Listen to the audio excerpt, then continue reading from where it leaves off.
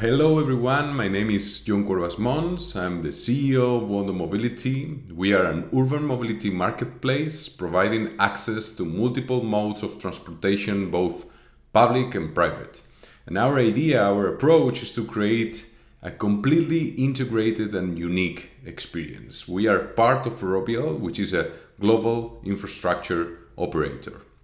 Today, I'm talking with Michael Granoff. He's a founder and managing partner of Maniv Mobility, a venture capital fund based in Tel Aviv, which invests exclusively in digital mobility space.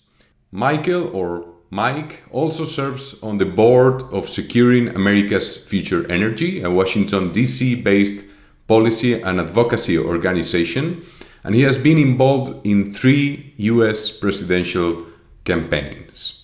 He's also a good friend of Ferrovial, and he's been involved in many discussions, conferences, and brainstormings we've had about the future of mobility.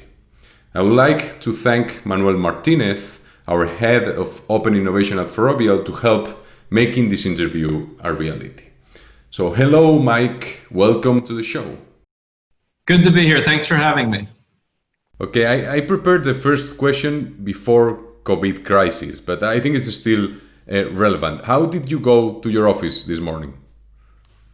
It's an excellent question, actually. I work in downtown Tel Aviv and live in a suburb about 20 kilometers outside. And I have almost never driven to work. Today, to answer your question, I biked, but it would be misrepresentative for me to imply that that's how I usually get to the office. In pre-COVID days, I did it as a novelty every couple of months, and since COVID, I've been doing it roughly once a week on my non-running day. But the main way that I got to work pre-COVID was by bus, sometimes by taxi. I have not been using public transit as many people haven't since COVID. Okay.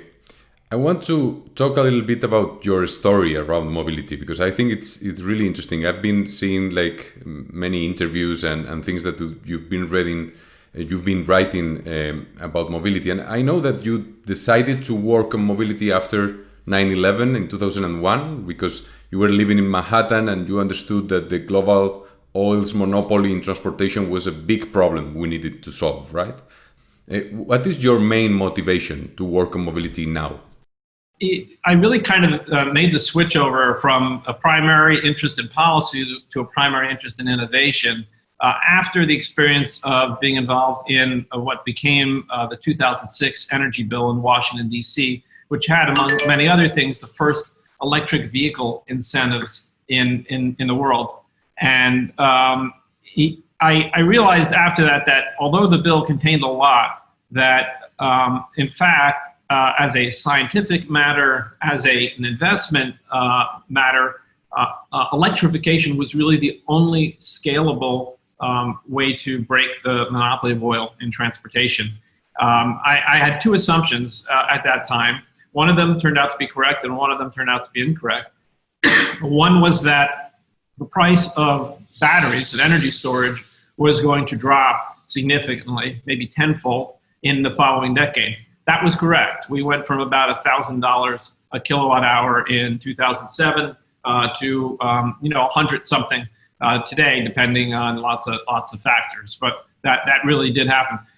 What I could never have imagined would happen was I also thought that the price of oil, effectively, as long as the economy was growing, the price of oil would only go up because there was effectively a limited supply.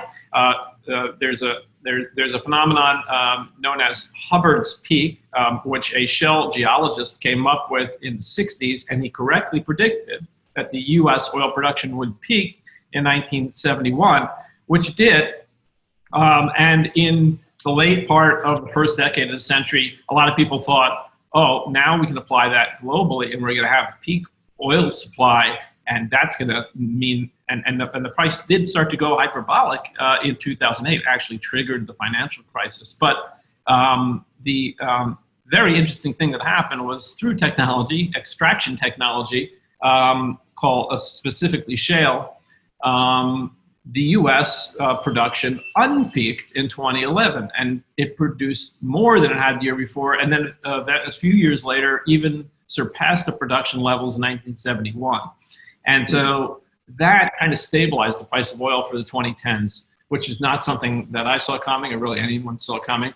And I think that's why electric vehicles were of only limited penetration over the last decade. To get back to your question, I really spent those years from 2006 until the middle part of the last decade focused pretty exclusively on electric cars, mostly through the portal of Better Place, the startup that I was involved in that was building networks for electric cars, that we put a lot of infrastructure, including battery switch stations in Denmark and in Israel. But in the last number of years, I've come to understand, and it really was the foundation of the fund, that the intersection of technology and transportation is a lot broader than just electrification. Electrification, I think, is now accepted by everybody, not just for the environmental reasons they talked about, the security reasons I cared about, but just because the price is what it is. And Tesla, among other things, has really, demonstrated what electric cars can be, and the public, I think, has begun to embrace them. Still with concerns around infrastructure, range, price, those sorts of things. But policy these days and the pipeline of vehicles these days, I think, makes what I've been saying for 15 years finally going to be right in this decade, that electric vehicles are inevitable. And obviously, we have a lot of other things that stem out of that. I know that right now in the Maniv fund, in the current Maniv fund, I know you are more focused on consumer services than infrastructure or technology. So I'm trying to understand consumer behavior and try to see how important right now. Let's say that I'm seeing that there are important changes on younger people, like teenagers, that they are thinking very carefully about how their decisions affect community. They can even change their jobs if they think that the company is not socially committed. I think that is a stronger, that feeling is stronger than before. So I would like to understand, what do you think that climate change sustainability is going to be a key purchasing decision? Yeah, so I think there's something to what you're saying. And I think that the younger generation is genuinely concerned about climate change and such issues. But I also think that the only way that we can move the needle on these issues is to present a product that is price competitive and is practical to use. And if you took Rebel as an example, that's our portfolio company that's doing shared electric mopeds in the U.S. and is now has over 3,000 vehicles in New York City. Interestingly, as with Better Place, it's a battery switchable electric vehicle. It's only that it's two wheels rather than four, and it's shared instead of owned. But if you ask, and let's for a moment talk about pre-COVID, why people are using it, it's because it is more efficient and less expensive than the alternatives, which primarily the alternative that most of Rebel's customers were moving from before COVID was Uber or taxi cabs, getting from one neighborhood of Brooklyn to another, going 2, 3, 4 miles, something that's too far to walk, that there isn't a public transit that conveniently goes there. But now you can pick up a moped on the street and for a very inexpensive ride, you can be at your destination in a few minutes. I think it's a great example, and by being able to put out this technology, the electric vehicle, and the ability to hail that from your phone, and to put it out at a price that's attractive and it's also fun, I think that's what is really driving consumer adoption. The fact that it's also good for the environment, I think, becomes a bonus. But in most cases, I don't think it's kind of the primary motivating factor. Okay, probably the two first motivating facts are first pricing, second is experience. You know that at Mondo we are working right now at Ferrovial. We are working in a marketplace integrating many different mobility services. The idea is to create a mobility as a service platform, and we are integrating car sharing, bike sharing, e-scooters, taxi, and also public transportation. And we are moving forward to create a completely integrated experience. So our approach is like, if it's not complete, it's not going to happen. So that's why I was saying that the experience is really important, because what we are seeing here is that if we don't go to a completely integrated and unique experience, it's not going to happen. So, and I would like to know also, what do you think about this opportunity, about the marketplaces, and how also your companies are approaching this idea of being in marketplaces? Because I think that for the urban mobility, sustainable urban mobility in a dense cities, that there are going to be many different kind of services, it's probably the solution. Yeah, so I mean, what you just described in terms of what you're doing at Wanda, I think is emblematic of the new era that we're now in. The way I like to characterize it is that in 1908, you could narrow it down to the month, September of 1908, the Model T Ford came out, and that changed the trajectory of mobility for 100 years, because it was a vehicle that middle-class families could afford, and as a result, tourist population in the U.S. peaked about 10 years after the Model T was introduced, and cars became dominant, and specifically the individually owned and operated internal combustion engine car was the dominant source of mobility, to the point that mobility wasn't even a word, because we just basically used cars, and then occasionally mass transit here or there, things like that. But what happened 100 years later, in September 2008, one was, of course, the bankruptcy of Lehman Brothers and the financial crisis, and also the bankruptcy that followed of some of the major car companies. But something else happened in September of 2008 that was less noticed at the time, but more profound in its implication, and that was the introduction of third-party apps on smartphones. And that enabled things like Waze, and then things like Uber, and then things like Bird and Lime, and and a lot of what you're doing at Wanda, and a lot of what our portfolio companies are doing, like Revel. This is the age of digital mobility began, I think, in 2008, and we're just over a decade into it, and I think it's still very early in the game. But if the age of digital mobility is to be characterized in a word, I would say it's diversity. And you just made that point yourself in talking about all of the modes that you are able to enable for consumers. And I think if I'm going half a mile to a meeting, it's a different mobility experience than if I am going 5 miles or 10 miles or 100 miles, and I don't want to use the same means to do that, particularly if I'm in a crowded urban environment, and have the choices to have these different types of shared electric vehicles and different form factors alongside mass transit integrated with it, and so forth. I think is really where is the inevitable trajectory that we're on. But I think it will be highly integrated with another related question, which is how, we can talk about how cities are going to adjust to new mobility, and this is I think actually the most interesting thing to watch in this decade that we've just entered. A lot of people thought it was going to be self-driving cars. We can talk about that too. I think that will happen maybe in the latter part of the decade, but in the next few years, I think the most interesting thing to watch is the changes that cities make, that they were already beginning to make as kick scooters suddenly showed up in 200 cities around the world, shared bikes.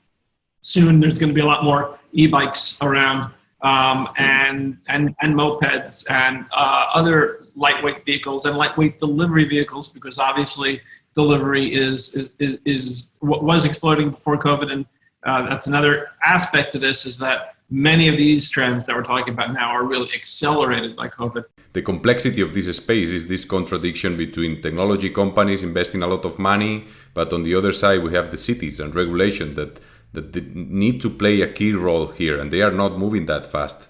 So in the end, it's a connection between these two sides that they need to define the future of mobility. But it's true that it's going to be in this decade, but it's going to take time to define and to own the vision from the cities, because they still are trying to understand their vision about the mobility and how they want to make mobility like evolve in the following years.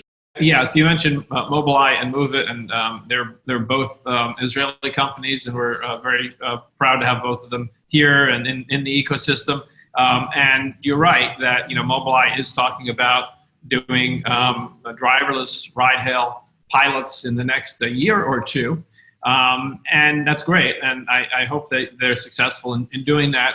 Waymo has been doing that already for a while in Arizona and Cruise. They haven't offered rides in public yet, but they've been operating in San Francisco. And I think these programs will continue to develop, but there are such an assortment of challenges on not just technology, but on consumer adoption, which here is interwoven with safety concerns, with all sorts of other complex issues. And I really think that it's going to take time before sort of the robotic taxi vision, the Uber without the driver, is actually mainstream in urban centers around the world.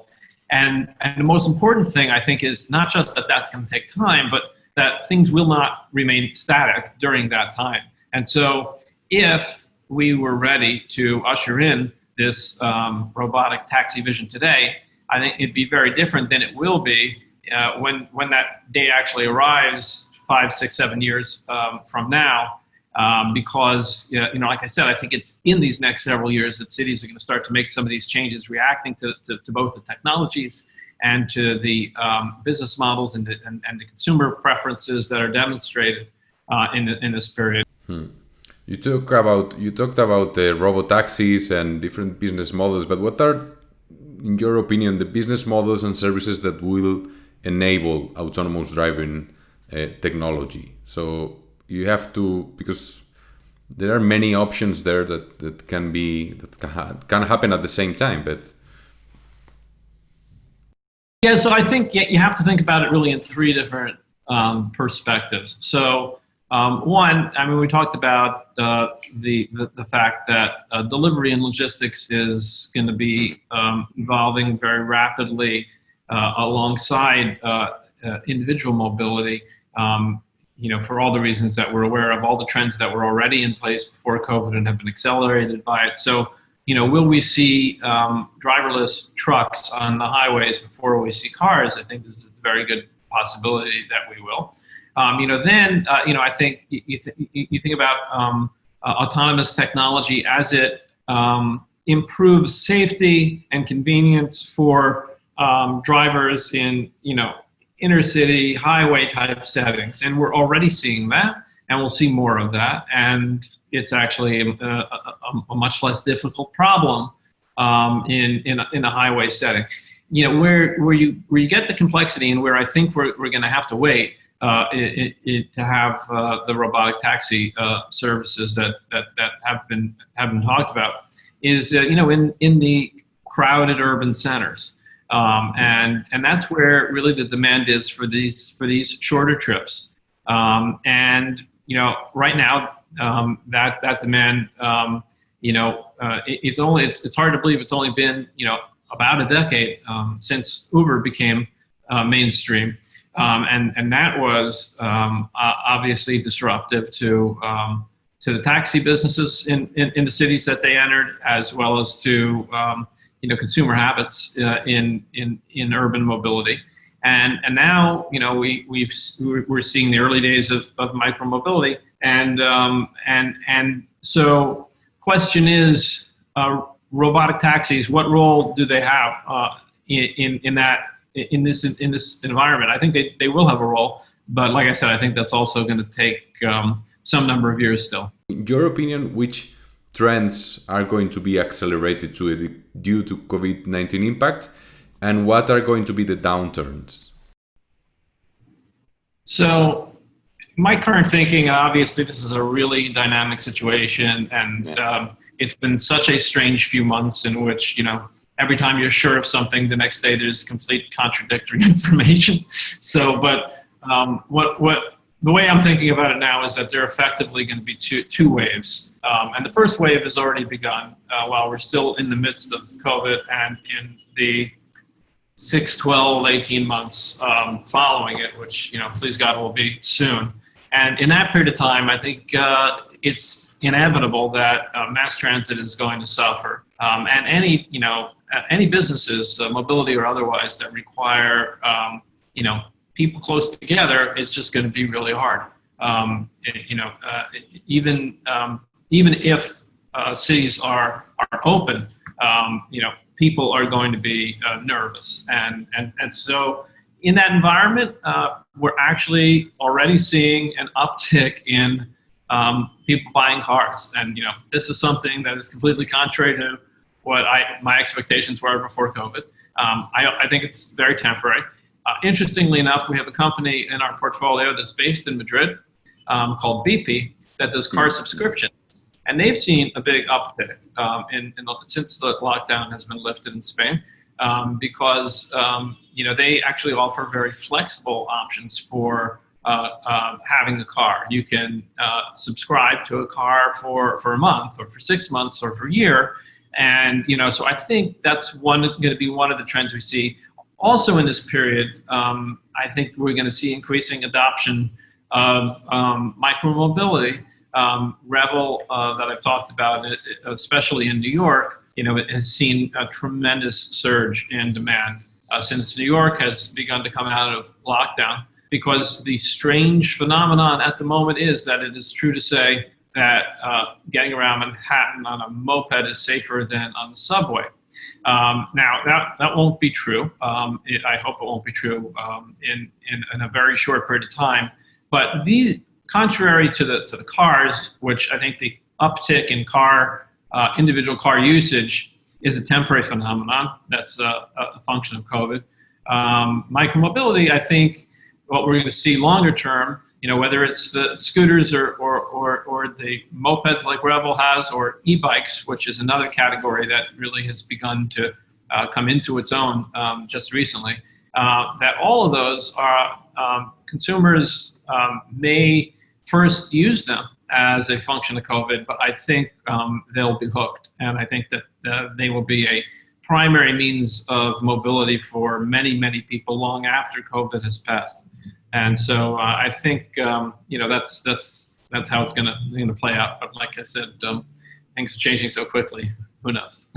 And it's the easiest way now to move in an individual vehicle. So it's the easiest, the cheapest. So probably I think there is going to be an important trend now that is going to accelerate this process. It's true that probably in some months it's going to be a little back, but we are seeing this in every city, in every big city, that bikes are growing like crazy. So they are almost 150% from pre-COVID. So it's a huge growth. So I think that we are going to see many interesting things that are happening.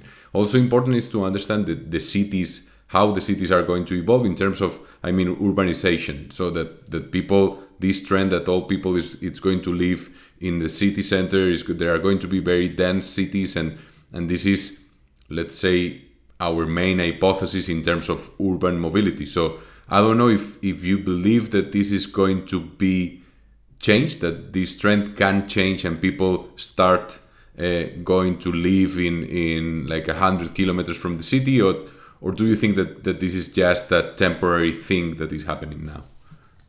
That's a really good question, and I've seen lots of strong opinions in both directions on that. My own thinking is that what we've seen in the first 20 years of this century in terms of urbanization is truly breathtaking, meaning that we all know the situation in China and how quickly China's urbanized. Also, lots more places in Asia. That's been the case in Europe. In the U.S., big cities like New York have grown significantly, and we even see it here in Israel, where the government actually, as a policy, tried to entice people to move to the northern part and the southern part of what is a pretty small country.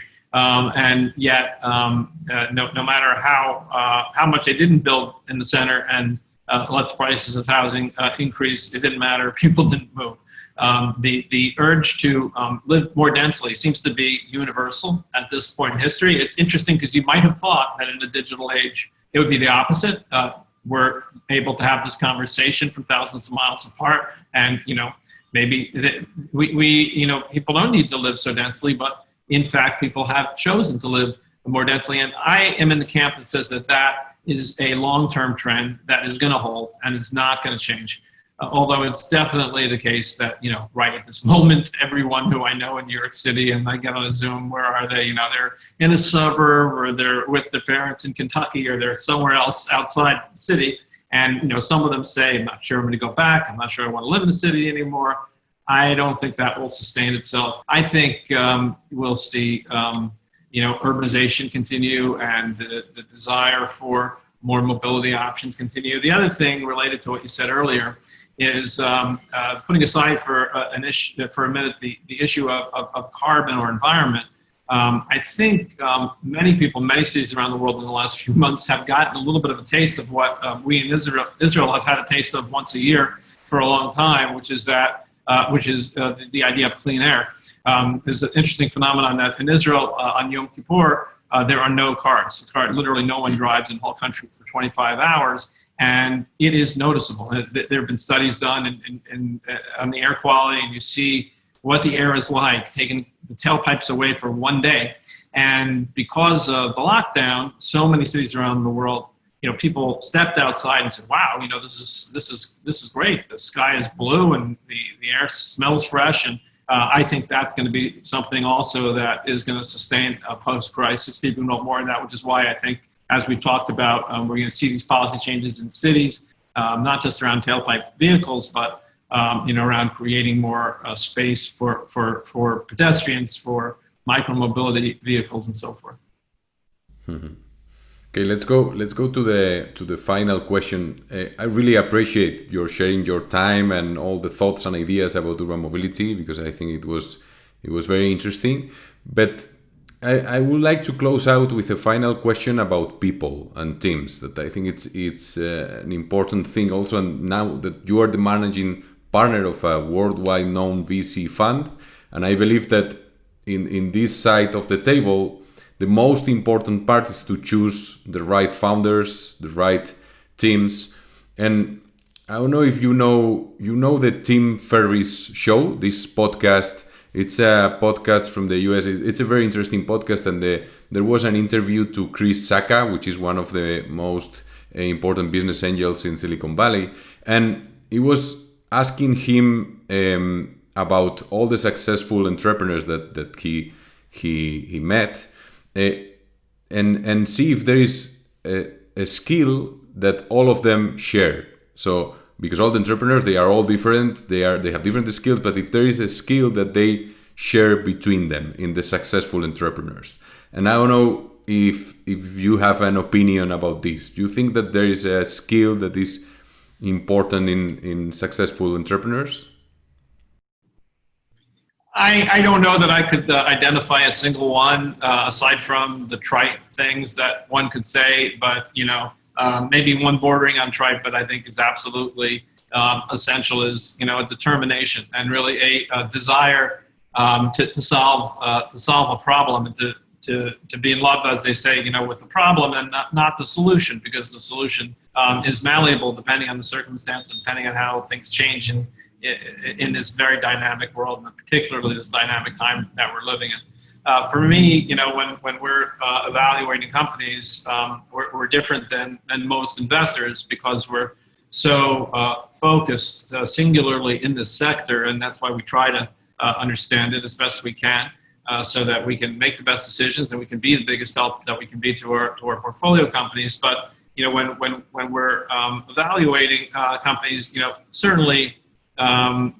Aside from the obvious technology, market, business model type questions, the top of mind for me is, are these folks that I can be comfortable working with? There are situations where there are people who I'm not comfortable working with who have great ideas and great technology and go on actually to great success, and that's fine. And there are others who would go ahead and back people with whom they're not comfortable working with, and that's fine too. But my view is that life's too short, and I only want to be working with folks who I can really get along with, and more than that, have a give and take that leads us to constructive and insightful places that helps them succeed, and therefore helps us succeed as well. So that's really sort of the key things, and I can tell you that in spite of everything, and in spite of the global crisis that we're in, we still see every day amazing ideas coming from all over the world, from really determined and creative entrepreneurs, and that's why it's privileged to be able to be in this line of work. Thanks again for sharing your ideas, Mike, and I hope that all your portfolio companies are going to be really successful, and the Maniv Fund is going to be like doing and defining the future of mobility. So thank you. Thank you very much. It's been a pleasure, really a fun conversation, and I have a lot of admiration for the work that you're doing specifically, and also Ferrovial in general, which I think it's tremendous the direction that Ferrovial is going to embrace the 21st century mobility, and look forward to working with all of you in the years to come.